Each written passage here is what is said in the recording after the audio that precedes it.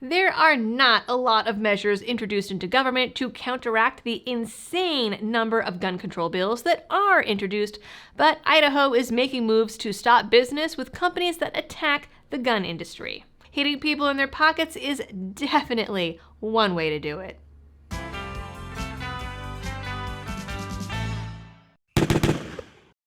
Hello everyone and welcome back to the channel. This story, which should hopefully be a wake-up call to anti-gunners in Idaho, is brought to you by Blackout Coffee Company, your friendly Florida mom-and-pop roaster that supports this channel, veterans, and your rights. They've got great coffees, teas, and hot chocolates, and even have special partner roasts that donate to some of your favorite gun rights groups directly. Check them out at blackoutcoffee.com/libertydoll.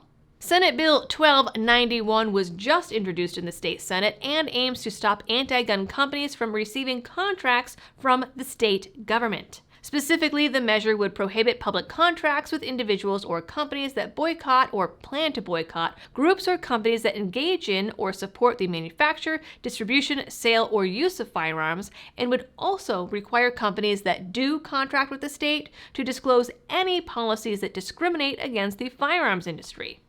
Not bad.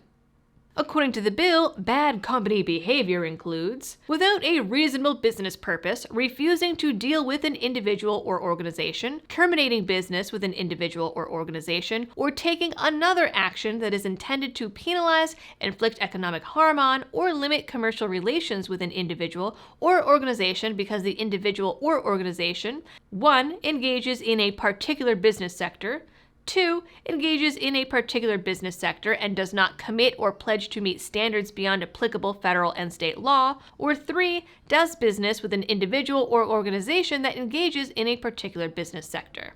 The bill would also do the same to companies that boycott or discriminate against fossil fuel companies, timber, nuclear power, minerals, agriculture, or hydroelectric industries, several of which are often in progressive crosshairs. If a company were found to engage in any discriminatory conduct towards one of these industries during their contract, the contract would become null and void.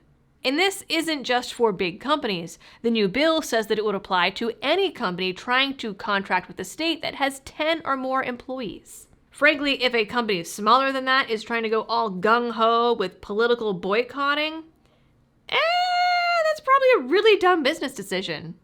It was also introduced as an emergency measure, so if passed, it would go into effect starting right away on July 1st. Any contract already in place before that date would be evaluated, and if found to be with a company that has discriminated against firearms, fossil fuels, or any of the other named industries, the contract would be terminated immediately.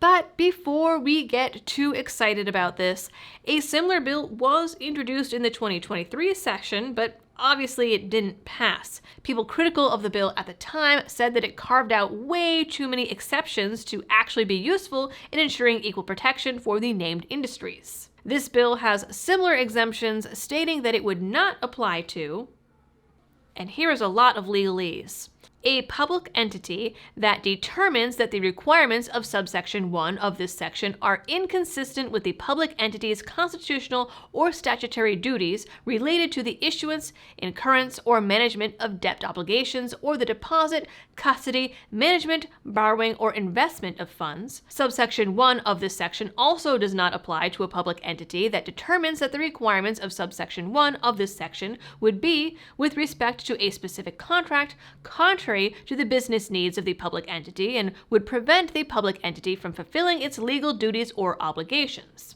So, my understanding of that is, in theory, the state could simply say, yeah, but we need to contract with this company because XYZ, and the law would go out the window, making it possibly useless.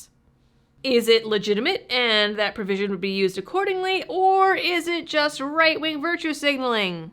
Right now, nobody knows.